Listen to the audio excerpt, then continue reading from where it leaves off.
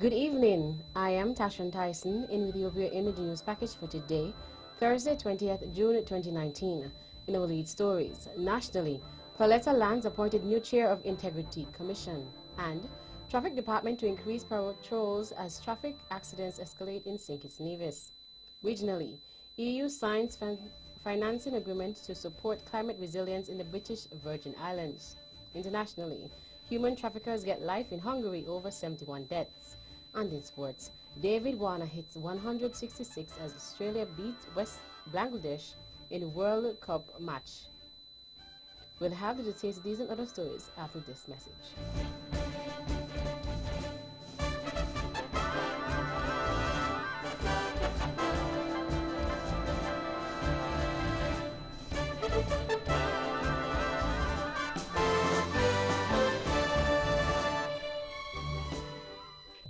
Another look. Different from how you've seen it before. Another look. Takes an in-depth look into business, politics, science, technology, religion, and more. Another look. Featuring documentaries from the BBC, regional features, and local ones too. Another look. Every Monday at 3 p.m. on the Eastern Caribbean's powerhouse, Vaughan.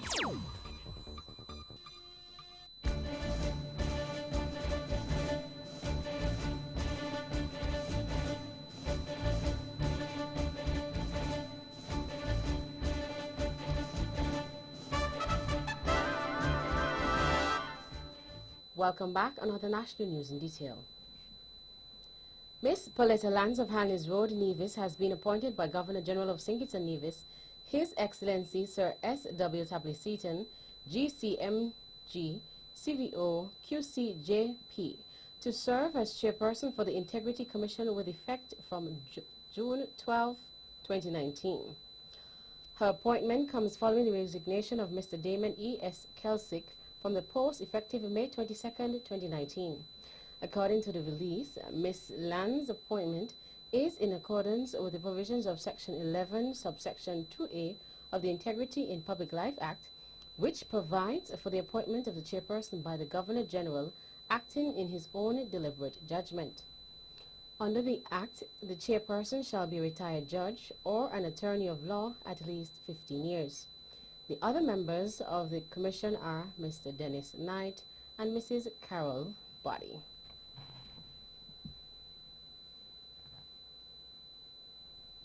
In more national news.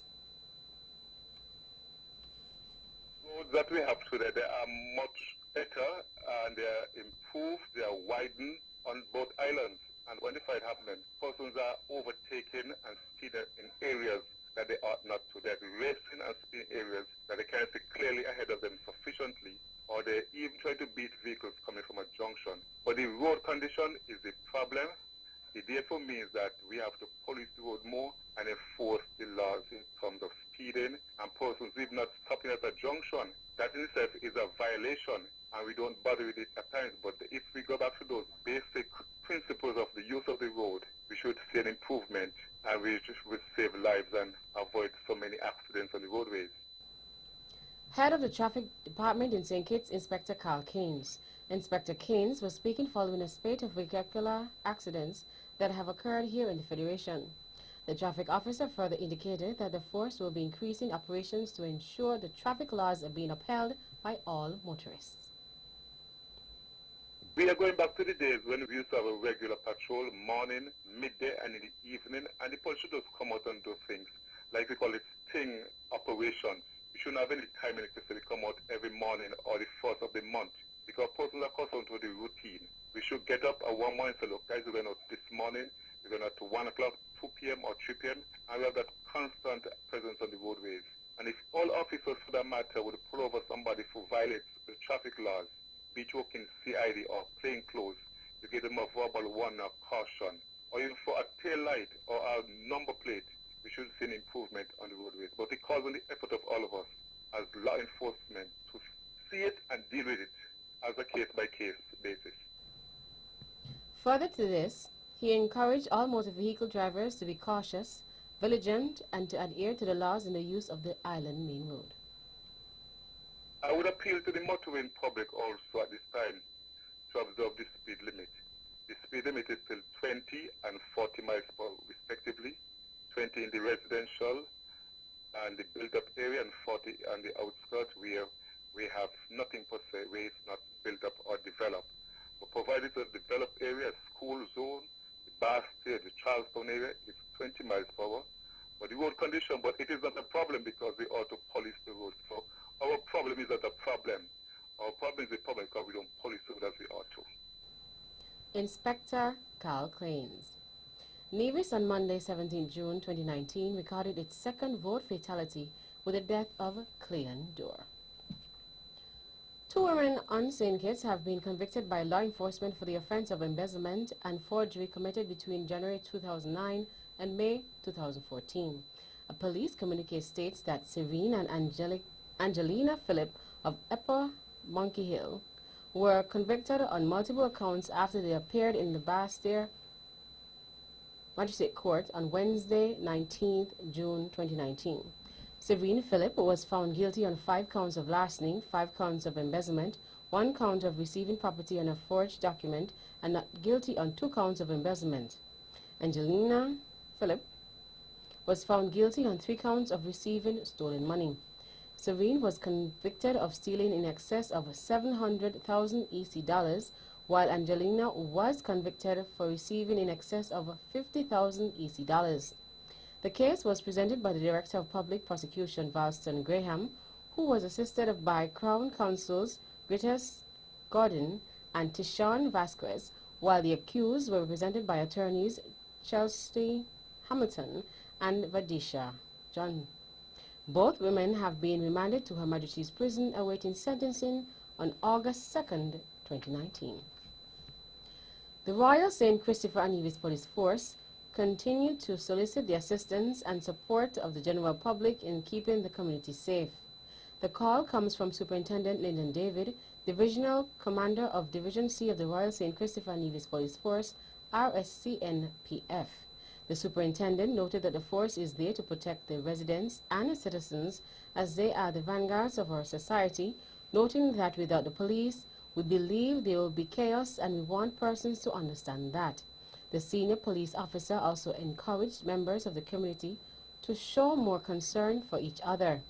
Superintendent David noted that the police is working on a number of initiatives in an effort to forge a closer relationship with the community, some of which have been already implemented.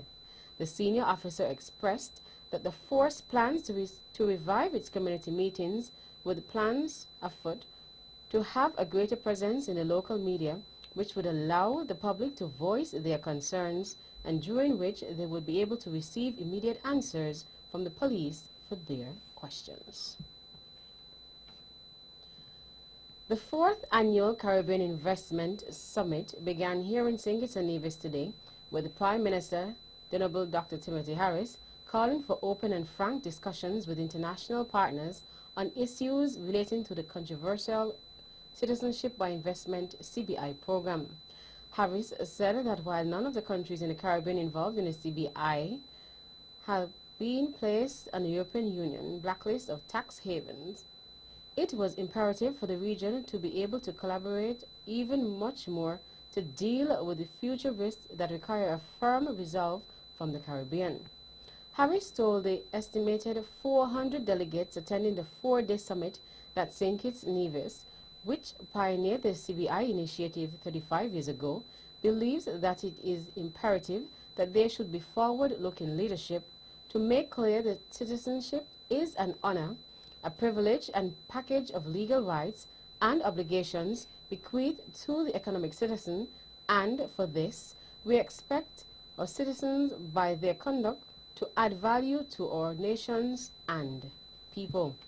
He said he remains confident that this new wave of vision, innovation, and leadership will enable our region, small as we are, to carry this booming industry to even greater success. The 2-day conference coincides with the 35th anniversary of the CIP here in St. Kitts and Nevis and is being held under the theme, The Caribbean Advantage.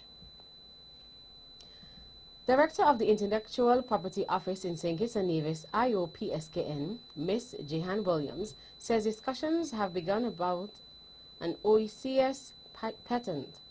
A patent is an exclusive right granted for an invention which is a product for a process that provides, in general, a new way of doing something or offers a new technical solution to a problem. According to Ms. Williams, a patent filed with the Intellectual Property Office is only protected legally within the confines of its national borders. However, there are ongoing discussions to streamline the expansion of exclusive use safeguards across the sub-region. Ms. Williams noted that the move is encouraging and is more practical given that as a member state of the sub-regional grouping, St. Kitts and Nevis shares the same economic space, currency, freedom of movement, and close relations with 11 other member and associated member states. Under the current system, a person would have to file for a patent individually in each OECS member state, which can be a very costly and lengthy process. Discussions to have a single patent system for member states of the Caribbean Community CARICOM began some 10 years ago, but stalled at some point. And finally, a number of nurses on St. Kitts have been trained as part of a program on the new processes and procedures for providing hearing health care on the island. The program is offered by the Starkey Foundation, a global advocacy initiative which creates access to hearing health care and make a difference for people in need around the world. It was created by William Austin in 1984, whose life work was built on the premise of "so the world may hear." International Development Director at the Foundation, Kirk Richards, said that the Ministry of Health, along with the Rotary Club on St. Kitts, has been very supportive of the Foundation's mission in providing hearing aids to those who can't afford it. According to Mr. Richards, during the training exercise, participants were able to identify what a person's ear looked like and also received training on the Foundation's WFA, Wide Frequency Audibility, device on how to check patients for hearing loss without having an audiogram. That's the national news segment. You can visit our website at www.vonradio.com or check us out on Facebook at Von Radio or our Von Radio YouTube channel for these and other stories. News from across the region is next.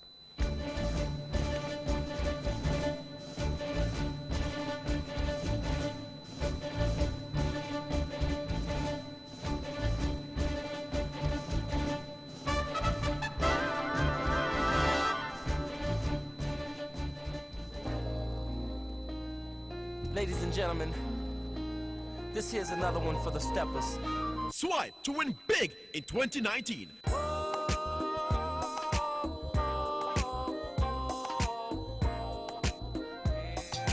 That's right, the Bank of Nevis Limited is once again giving you, our valued customers, a chance to win big. Just swipe or use your Bond Visa credit card for US $100 for a chance to win a cruise for two, an iPhone XS, or a grocery dash at Best Buy Supermarket. Say what? Sign up for a Bond Visa credit card and automatically be entered for a chance to win. This offer ends August 31st, 2019. So tell your friends and family, just swipe to win big with the Bank of Nevis. The Bank of Nevis Limited, improving the quality of life. Like us on Facebook or follow us on Instagram.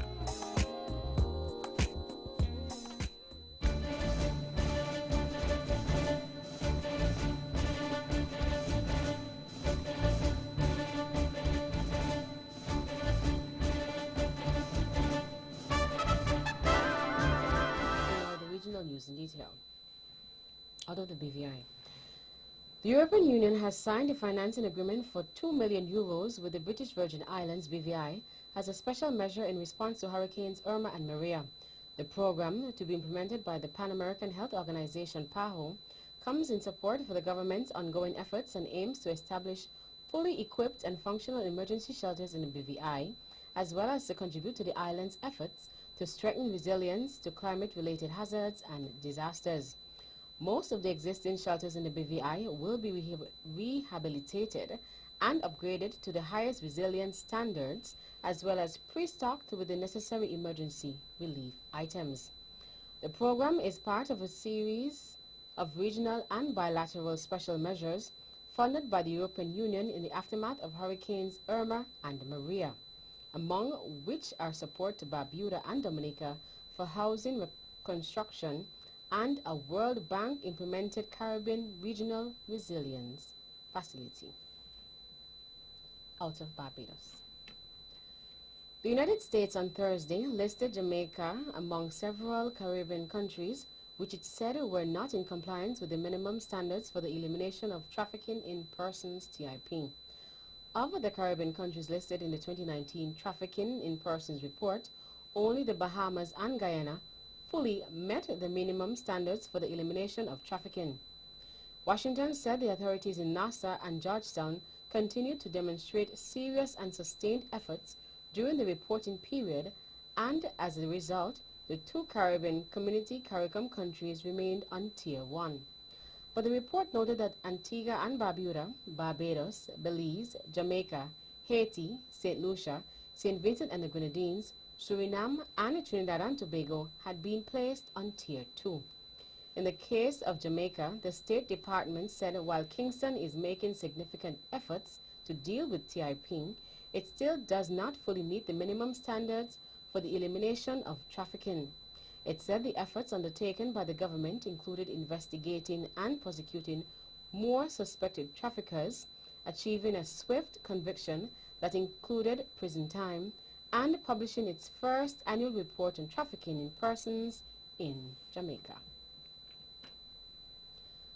Vice Chancellor of the University of the West Indies, Professor Sir Hilary Beckles, addressed a historic sitting of the United States Congress on Reparations yesterday. Sir Hilary, chairman of the CARICOM Reparations Commission, was invited to participate in the long-anticipated hearing by Texas Democrat Representative Sheila Jackson Lee to appear before the House Judiciary Subcommittee on the Constitution, Civil Rights and Civil Liberties for a hearing on H.R. 40, the path to restorative justice. Sir Hilary has been a long-standing ally of former Congressman John Conyers, who for over 40 years struggled to get a reparations bill through the Congress. On several occasions, Sir Hilary and Representative Conyers addressed the Congressional Black Caucus in an effort to build support in the Congress. Their long history of lobbying has now matured with that hearing.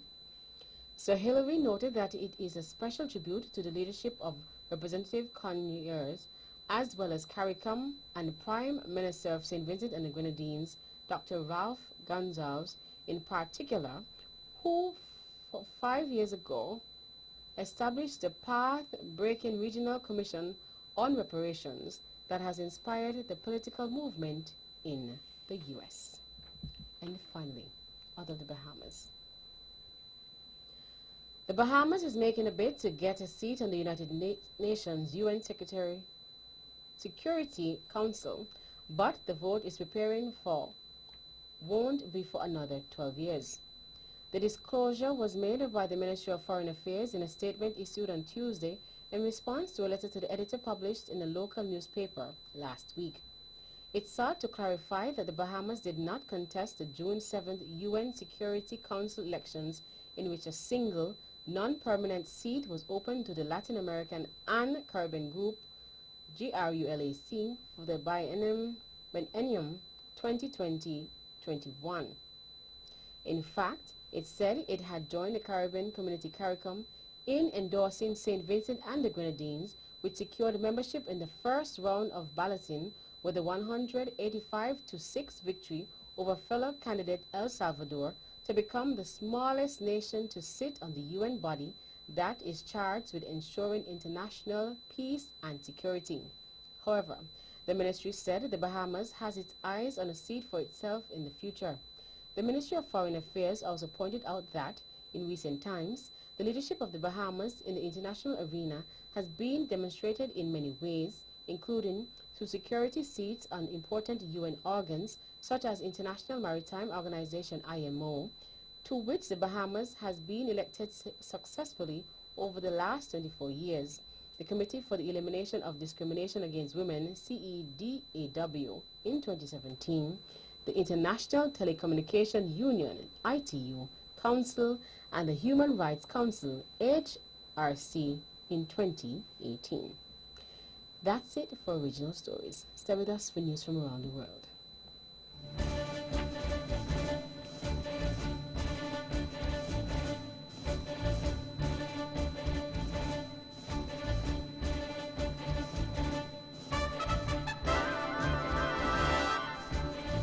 Welcome back. Another international news in detail. A Hungarian court has extended the prison sentences of 4 human traffickers convicted last year for their roles in a 2015 incident in which 71 migrants suffocated in the back of a refrigerated truck found on a highway in Austria.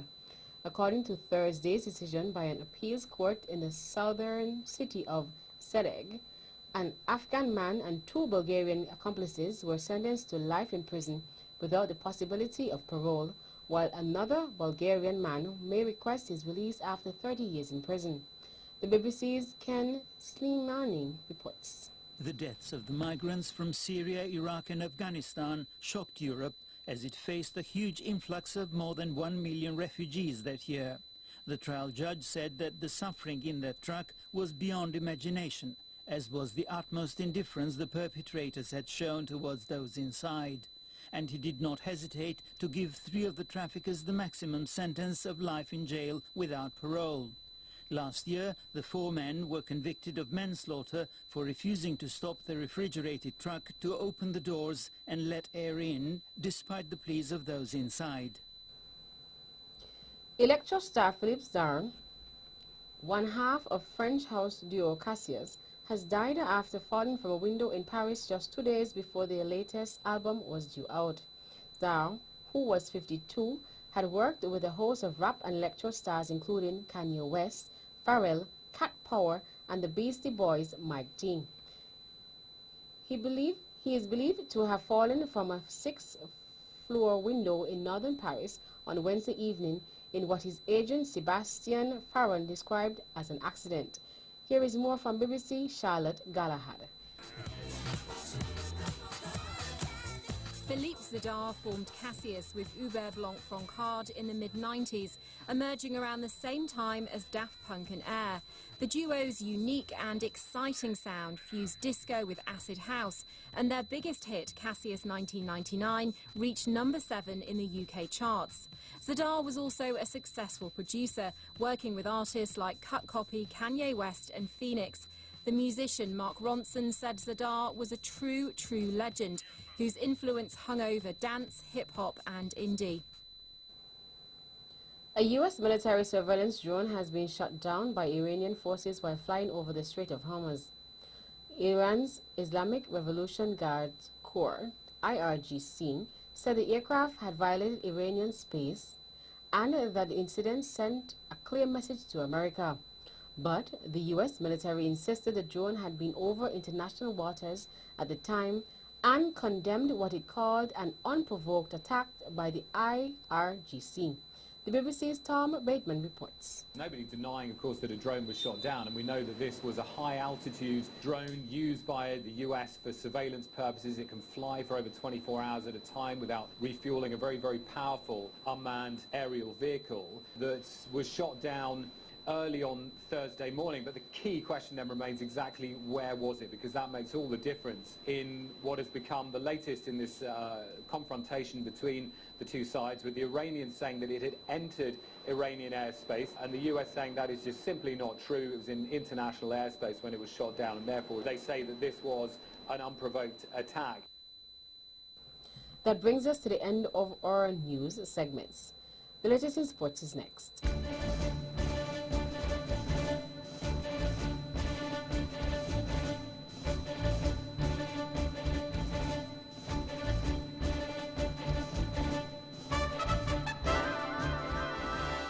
See you, John. Betty, how come you never tell me what's going on up at TDC? Well, I'm glad you asked, because TDC Automotive has some awesome deals. Get the car a new spare tire for just $100 plus VAT. And they have selected tires for 30% off. And for the Jeep, if you buy a selected Goodyear tire, you can get a second one for just $99. Well, well. And not finished yet. They're offering up to 30% off selected Valvoline oils and universal car mats and a whopping 50% off Energix batteries. TDC Automotive not making no joke. I going up there now.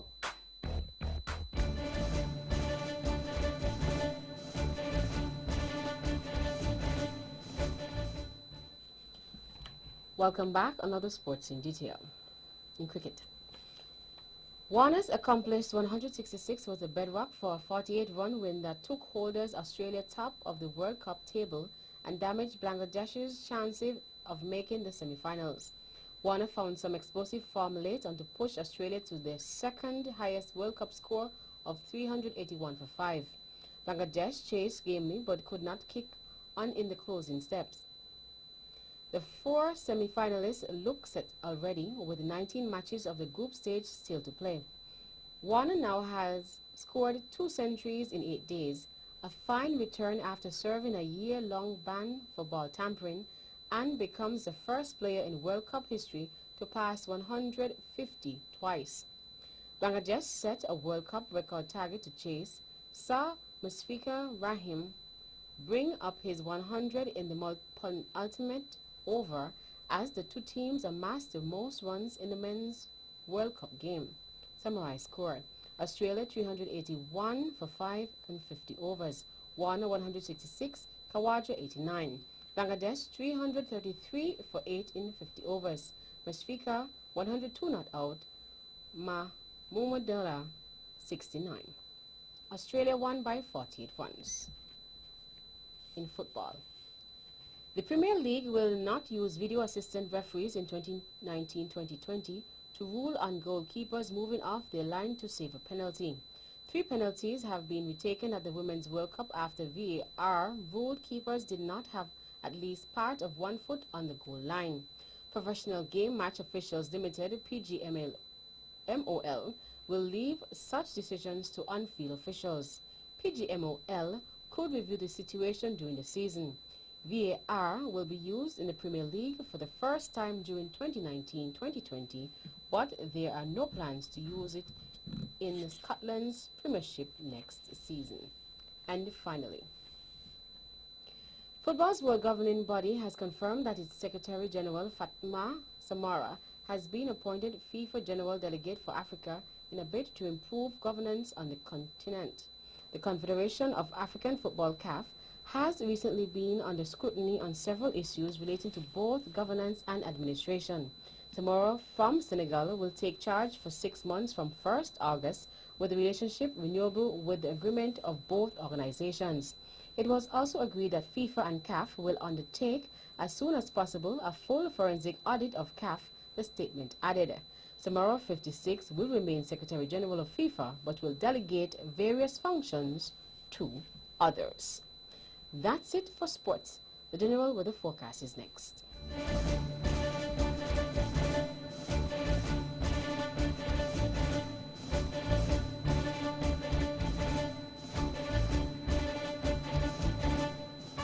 Welcome back, and now the local weather forecast for St. Kitts and Nevis. Weather tonight will be fair to partly cloudy and slightly hazy. Weather tomorrow will be partly sunny and slightly hazy. Winds are east with average speeds between 8 to 16 knots or 15 to 30 kilometers per hour.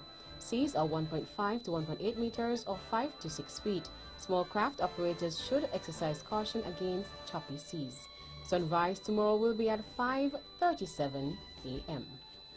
And that's her wrap up the major news package for today, Thursday, 20th June 2019. Before we go, let's take a look at the headlines once again. Nationally, Pauletta Lands appointed new chair of Integrity Commission, and Traffic Department to increase patrols as traffic accidents escalate in St. Kitts Nevis. Regionally, EU signs financing agreement to support climate resilience in the British Virgin Islands. Internationally, human traffickers get life in Hungary, over 71 deaths. And in sports, David Warner hits 166 as Australia beats Bangladesh in a World Cup match up. On behalf of the rest of the news team, I am Tashan Tyson, wishing you a pleasant evening.